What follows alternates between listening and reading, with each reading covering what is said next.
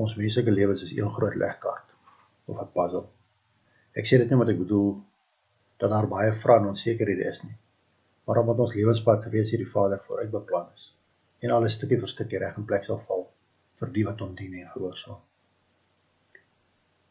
Sê dat ons deur God gevorm word in die moederskoot, word daar stukkie vir stukkie vir die legkaart bygevoeg.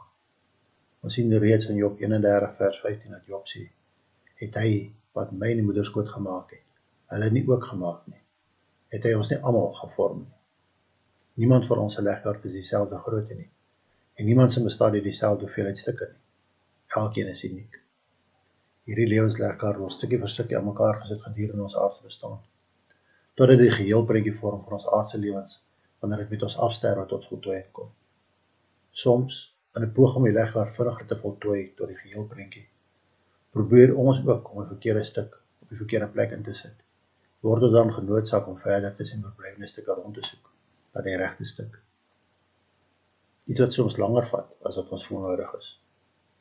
Soms is die stukke van ons lewenslegkaart weer mekaar, en party soms selfs onderste bo, alles wat daartoe bydra dat ons sukkel, die regte stuk op die regte plekke te kry.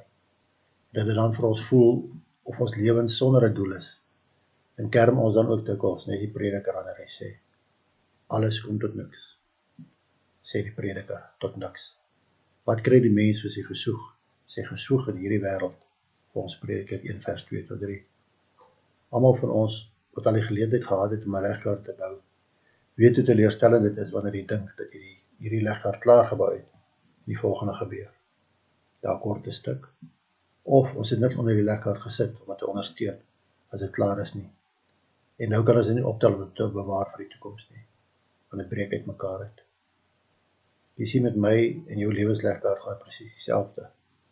As jy gaan probeer om hierdie lewenslegkaart te voltooi, sonder dat Christus deel van dit uitmaak, deur 'n legkaart stuk om dit te voltooi, en as die support waarop gebou is, gaan jy onvoltooide, betekenlose legkaart hê. Kortliks gestel, nie net gaan jou aardse lewe onvoltooid wees nie, maar daar gaan geen ewigheidswaarde vir jou wees nie. Jy gaan die ewige lewe in die teenwoordigheid van die lewende God misloop.